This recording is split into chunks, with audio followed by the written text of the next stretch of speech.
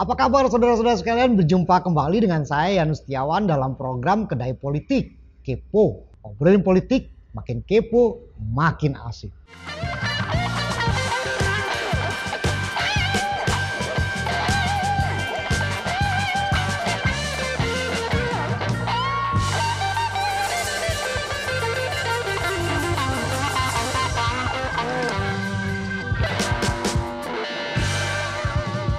Saudara-saudara, kita sama-sama mengetahui bahwa perubahan politik semakin dinamis, dinamikanya semakin menggeliat, dan sekarang kita sudah menemukan satu koalisi besar yang diusung oleh Gerindra dan PKB, kemudian mendapatkan energi baru dari Partai Golkar dan Partai Amanat Nasional.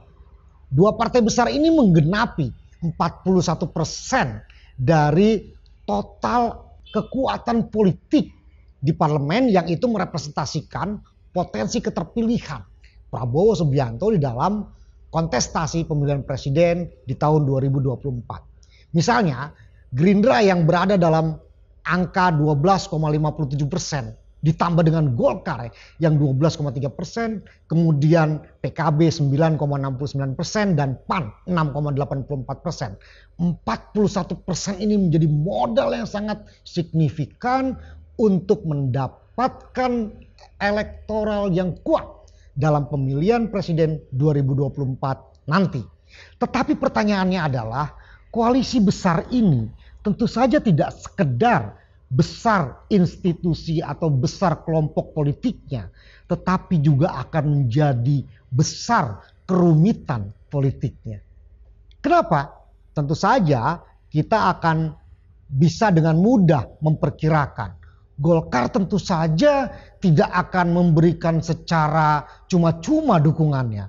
Pasti ada negosiasi politik, pasti ada target-target partai yang ingin diambil oleh Golkar. Ada beberapa nama yang mungkin disodorkan oleh Golkar untuk mendampingi Prabowo Subianto. Misalnya saja Erlangga Hartarto sebagai Ketua Umum Partai Golkar, atau bahkan ada seorang tokoh dari Jawa Barat yang sekarang signifikan berada di lingkungan Partai Golkar. Ya, Pak Emil, bahwa dia nanti juga akan menjadi orang yang mungkin saja di-endorse oleh Partai Golkar untuk menjadi calon wakil presidennya Prabowo Subianto. Sehingga Prabowo Subianto dan Ridwan Kamil ini yang diusung oleh koalisi besar ini. Tetapi tentu saja PKB tidak berdiam diri, karena Caimin secara tegas menyerahkan takdirnya kepada Prabowo Subianto. Tentu saja bukan makna secara urusan keagamaan, tetapi takdir politik maksudnya. Apakah Prabowo akan tetap membawa Caimin atau Gus Muhaimin menjadi calon wakil presidennya, atau justru sekarang terlihat seolah-olah asumsi bahwa Gus Muhaimin itu representasi dari keluarga besar Nahdlatul Ulama akan tersalib oleh munculnya Partai Amanat Nasional yang juga membawa Erick Thohir yang dalam beberapa waktu merepresentasikan juga keluarga besar Nahdlin, karena beliau menjadi orang yang cukup berperan penting di dalam momentum hari lahirnya Nahdlatul Ulama pada beberapa waktu yang lalu. Tentu saja semua ini belum selesai, sehingga kerumitan ini bisa jadi membuat kesepahaman politik di awal bulan Agustus ini akan berubah di awal bulan-bulan yang akan datang. Tentu saja kita akan menunggu sampai berapa lama. Yang jadi menarik kemudian adalah ada dinamika yang secara politik akan mempengaruhi seluruh analisa. Apabila misalnya Mahkamah Konstitusi memenuhi gugatan tentang umur dari calon presiden dan calon wakil presiden, nama Gibran muncul ke permukaan dan pasti akan menarik perhatian dari seluruh, katakanlah, para politisi. Fenomenanya sudah mulai terlihat. Beberapa kalangan, bahkan beberapa relawan mulai memunculkan nama Gibran ke permukaan. Gibran dianggap representasi dari Jokowi. Dan kalau memang Gibran diambil oleh Prabowo, maka usungan awal siapa calon wakil presidennya, atau katakanlah analisa awal para kolumnis, para teoritisi, para pengamat politik tentang siapa yang akan menjadi calon wakil presiden akan berubah 180 derajat. Nah saudara, fenomena Gibran ini muncul ke permukaan, ini sangat menarik perhatian.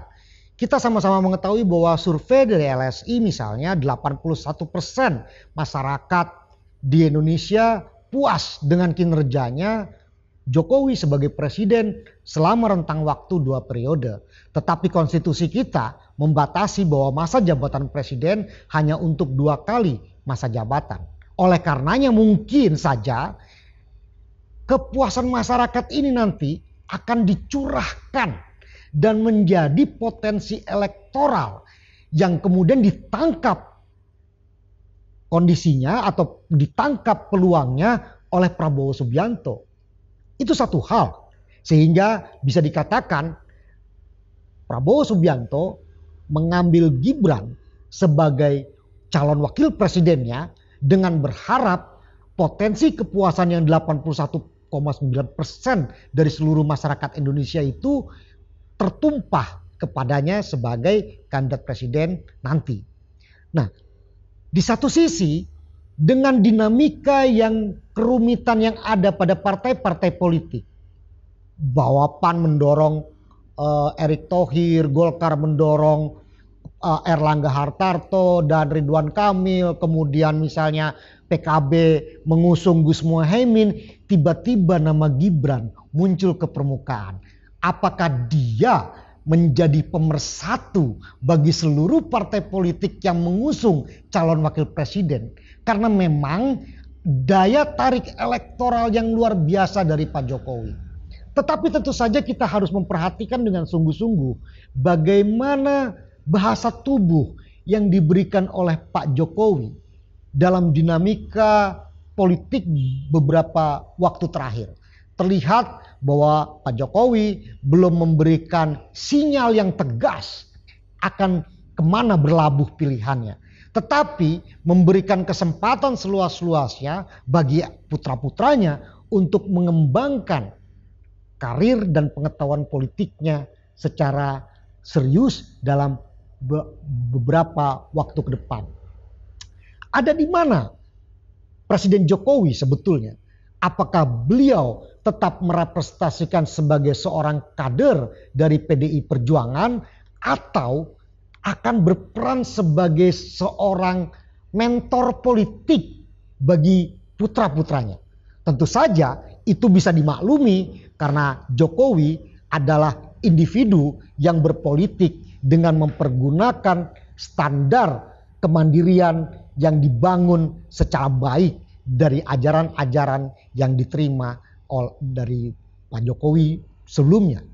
Tentu saja kita akan mengamati situasi ini dengan serius dan kita akan memperhatikan dengan sungguh-sungguh bagaimana perkembangannya. Dan Mahkamah Konstitusi akan menjadi penentu dari dinamika politik pada masa-masa berikutnya. Sampai jumpa dalam monolog kepo selanjutnya. Ngobrolin politik makin kepo, makin asik.